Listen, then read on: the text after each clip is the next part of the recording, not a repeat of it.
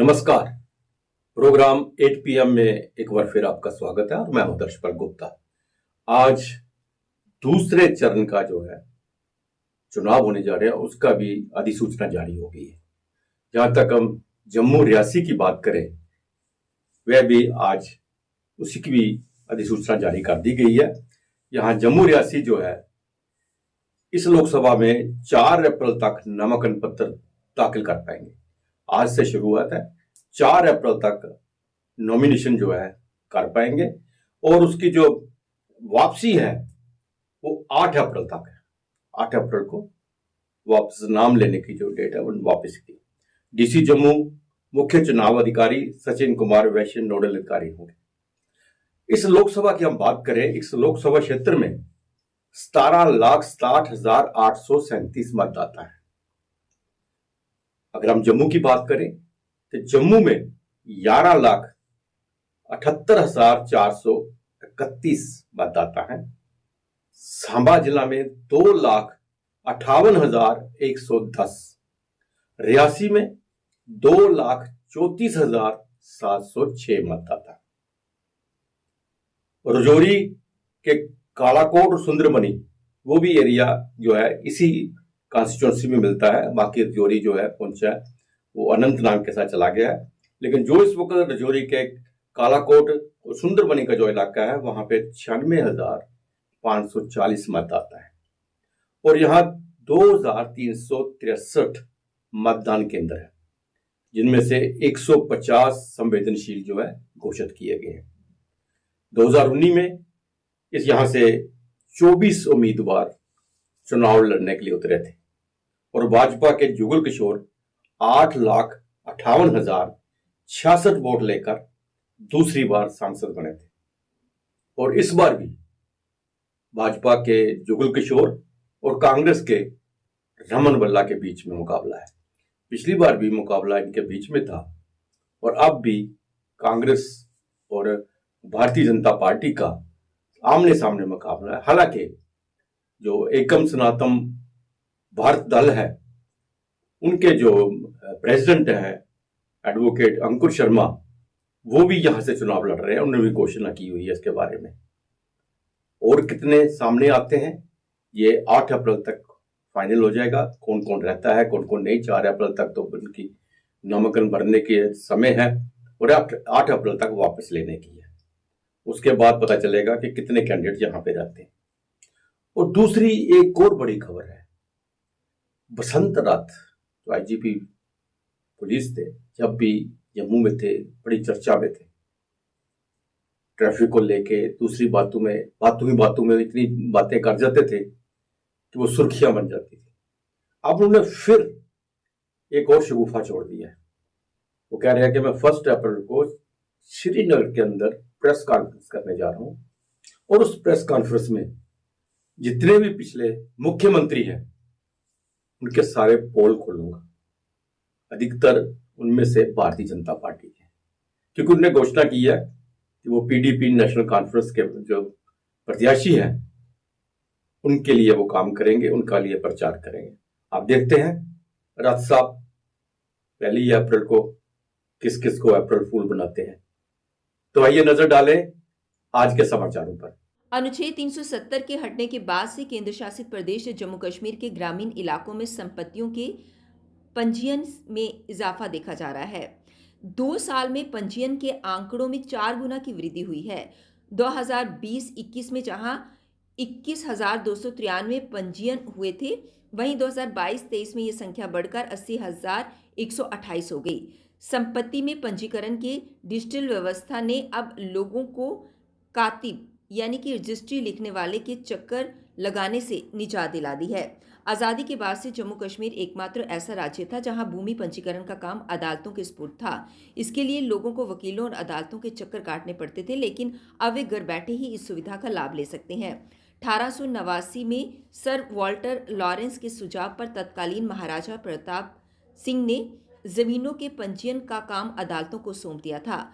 ये जम्मू और कश्मीर पंजीकरण अधिनियम 1977 विक्रम संवत के अनुसार चलता रहा। इसके बाद 1947 में आज़ादी के बाद 7 दशकों तक ये परंपरा चलती रही, लेकिन 5 अगस्त 2019 को धारा 370 के समाप्त होते ही 2020 में राज्य में जमीन रजिस्ट्रेशन के लिए नया विभाग बना, जो कि राजस्व विभाग के तहत संचालित किया जा रहा है। इसी दौरान 77 रजी केंद्र शासित केंद्र प्रदेश का पंजीयन सिस्टम पूरी तरह से आधुनिक होकर राष्ट्रीय सामान्य दस्तावेज पंजीयन प्रणाली से जुड़ गया।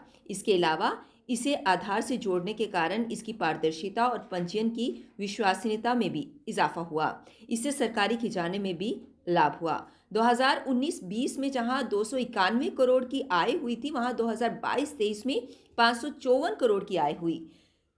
स्टारर और उप रजिस्ट्रार बनाए गए, जो कि केंद्रीय कानून रजिस्ट्रेशन एक्ट 1908 से संचालित होने लगे। इसके अलावा राज्य में 153 कानूनों को 106 केंद्रीय कानूनों से बदला गया। भाजपा ने जम्मू कश्मीर में अपने प्रत्याशियों के लिए प्रचार अभियान में स्टार प्रचारकों सहित 40 नेताओं की सूची जारी की है। इसमें राष्ट्रीय स्तर के दिग्गजों के साथ स्थानीय नेता शामिल हैं।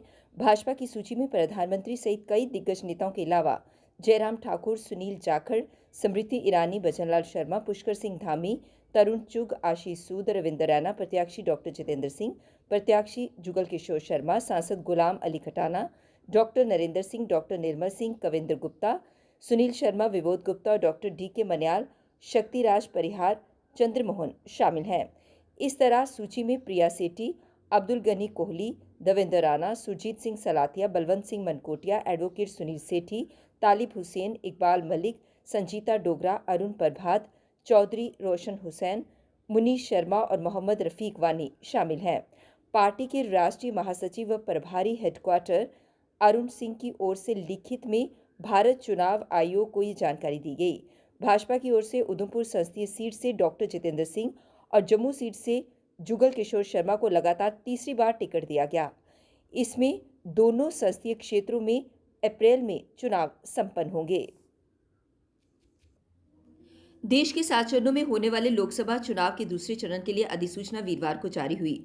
इस चरण में जम्मू कश्मीर की जम्मू संसदीय सीट समेत 13 राज्यों में 89 सीटों पर मतदान हुआ। इस चरण में नामांकन भरने की अंतिम तिथि 4 अप्रैल है, जबकि मतदान 26 अप्रैल को होगा। जम्मू संसदीय सीट के लिए नामांकन जम्मू उपायुक्त कार्यालय में हुआ। अधिसूचना के साथ ही नामांकन शुरू हुआ। इसके लिए जिला निर्वाचन कार्यालय में तैयारियां पूरी कर ली गई थीं। अतिरिक्त पुलिस अधीक्षक रैंक के एक अफसर ने निगरानी में सुरक्षा बलों की तैनाती की गई थी। ADC जम्मू शेर सिंह ने बताया कि जो प्रत्याशी रेजिडेंसी रोड से नामांकन भरने आए थे, उनके साथ आने वाले तमाम लोगों को DC कार्यालय के बाहर ही रोक दिया गया और यहीं से उन्हें रोटरी की तरफ मोड़ दिया गया, जहां से वो गुज्जर नगर वाली साइड से होकर निकले। इसके अलावा अगर गुज्जर नगर की तरफ से भी कोई आया तो उसे DC कार्यालय के बाहर रोटरी पर ही रोक लिया गया, यहीं से उन्हें वापस भी कर दिया गया।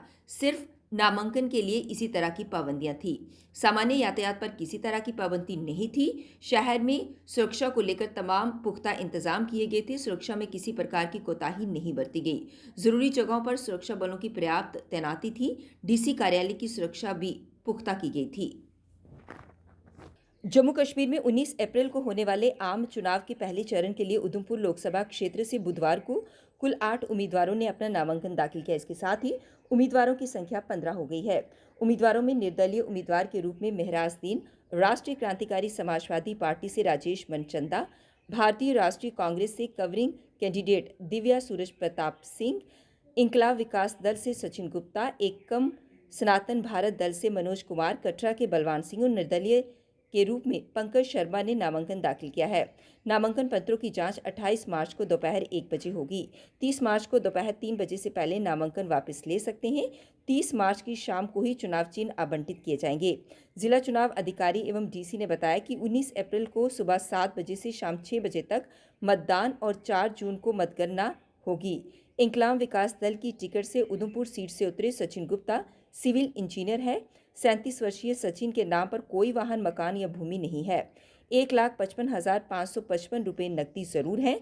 पत्नी के पास 55,555 की नकदी है। सचिन के बैंक खाते में 42,518 और पत्नी के खाते में 50,341 रुपये जमा है।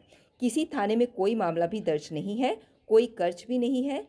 इसके अलावा उन पर बिजली, पानी और टेलीफोन का बकाया बिल भी नहीं है। ये जानकारी उन्होंने नामांकन के साथ दिए शपथ पत्र में दी। जम्मू शहर में ई बसों के अनुशासनहीन संचालन का आरोप लगाते हुए ट्रांसपोर्टरों ने गुरुवार को जम्मू, सांबा और कठुआ जिले में चक्का जाम कर दिया। All Jammu Kashmir transporter welfare association ने हड़ताल का आह्वान किया। इससे आम लोगों के साथ साथ स्कूली बच्चों को परेशानी का सामना करना पड़ा है।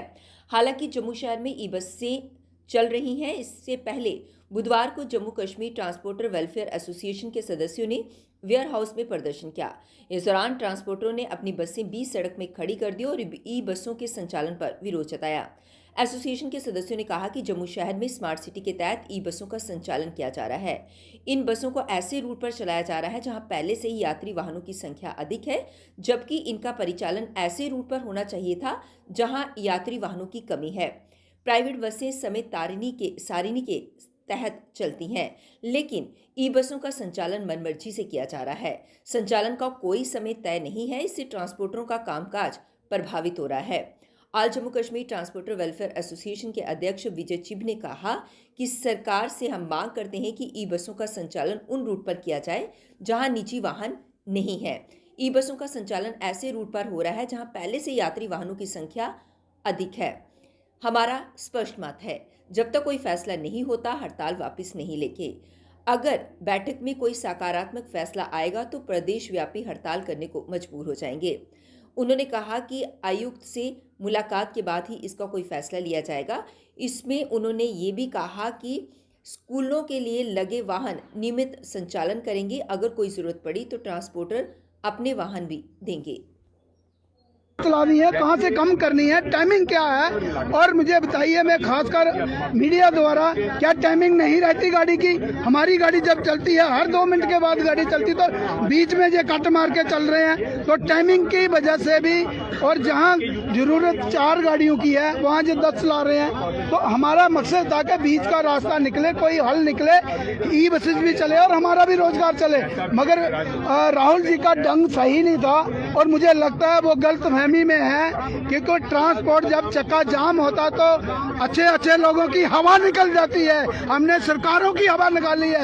ये तो म्युनिसिपल कमिश्नर अपने आप में वो सोचना बंद कर दे, क्योंकि आप देखिए अभी तक तो हम शांत बैठे थे, लेकिन आगे की जो रणनीति हमारी होगी वो आपको रोडों पे दिखेगी। देखिएगा, ट्रांसपोर्टर्स को हमने यहाँ पर मीटिंग करने के लिए अपने ऑफिस में इनवाइट किया था कि, और this is not the first time. पहले भी हमारी जो है वो 3 मीटिंग हो चुकी है, और आई थिंक पहले भी जब मीटिंग हुई थी तब भी हमारे जो है आप में से कुछ जो हमारे पत्रकार साथी थे वो वहाँ पर थे। तो सीरीज ऑफ मीटिंग हमारी जो है वो लास्ट 2 से 3 मंथ में ट्रांसपोर्टर्स के साथ हो चुकी है रिगार्डिंग की ई बसेस की जो सुविधाएं जो है वो मैक्सिमम लोगों को मिल पाए और उसके साथ साथ कहीं पर क्लैश भी ना हो। बट एडमेंट बिहेवियर की हम यहाँ पर बस सर्विस नहीं चलनी चाहिए, क्योंकि इन द एंड ये जो बसेस हैं वो जम्मू की जनता के लिए हैं। We are always ready to talk. अगर कहीं पर कोई फ्रिक्वेंसी का इशू है या फिर कहीं पर कोई टाइम टेबल का इशू है, we are ready to talk. But at the same time हमारे जितने भी जम्मू के लोग हैं, हमारे ट्रांसपोर्टर्स भी जम्मू से हैं, बट इसके साथ में जो बस में ट्रैवल कर रहे हैं वो लोग भी जम्मू से ही है। और इवन ऑन द इसमें हमारे पास तो डिफरेंट जगहों से उल्टा रिक्वेस्ट आ रही है कि यहाँ पर भी बसेस चलाई जाएं, और इसमें कोई क्लैश ऑफ इंटरेस्ट भी नहीं है जिस तरह से इसको पोर्ट्रे किया जा रहा है, क्योंकि हमारी बसेस जो है वो देखा जाए तो बहुत बड़े नंबर में ऑलरेडी बसेस कहीं पर चलती हैं, तो वहाँ पर हमारी 2 या 3 बस जो है वो ऐड हो रही है, तो जिसमें केवल लोगों को एक ऑप्शन मिल रहा है कि जो ट्रैवल करना चाहता है एसी बसेस में वो इनमें ट्रैवल कर सकता है, और जो नॉर्मल बस में ट्रैवल करना चाहता है उसके पास ऑलरेडी नॉर्मल बस के ऑप्शंस भी अवेलेबल हैं। तो लेकिन इसको जो है पोर्ट्रे किया जा रहा है जो है दूसरे तरीके से, और जहां पर हमारी जिन रूट पर हमारी बस चली भी ऑलरेडी, क्योंकि हमारी बहुत सारे रूट पर बसेस चल रही है, वहां पर भी जो है वो देखा जा सकता है कि कितना अगर कोई क्लेम किया भी जा रहा है कि जिससे एग्जिस्टिंग अपोजिशंस की पार्टी को दबाए जाने का आरोप लगाते हुए आम आदमी पार्टी के समर्थकों ने आज अरविंद केजरीवाल के समर्थन में रैली निकाली और रोष प्रकट किया। दिल्ली की जो यूटी है वो छोटी यूटी है, वहाँ पर कोई बहुत बड़ी कैबिनेट नहीं होती है, 6-7 लोगों की कैबिनेट होती है। तो हमारे पास बहुत सारे काबिल लोग कैबिनेट के अंदर अवेलेबल है, अगर उस तरीके की जरूरत पड़े तो।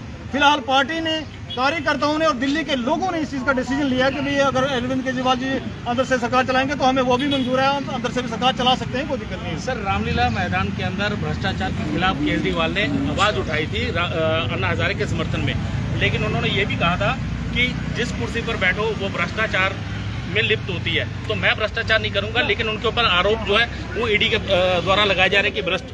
देखिए, एक चीज मैं आपके साथ से कहना चाहूंगा और आपको इस चीज को समझना होगा, पूरे हिंदुस्तान के लोगों को एक चीज को समझना होगा कि भाई किस तरीके से आप कहते हैं कि ये भ्रष्ट सरकार है। वो अगर आप किसी चीज के भ्रष्ट मतलब कोई पैसा अगर वसूल हुआ, को मनी ट्रायल मिली है, वहां से मनी ट्रायल तो भारतीय जनता पार्टी के अकाउंट में जाके मिली है।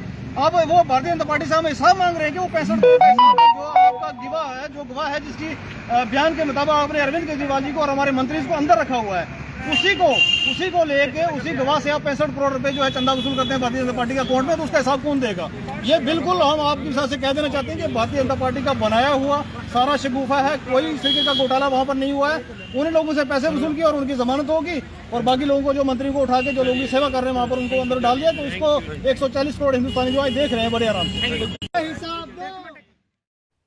कल 8 बजे फिर आपसे भेंट होगी, तब तक इजाजत दीजिए, नमस्कार।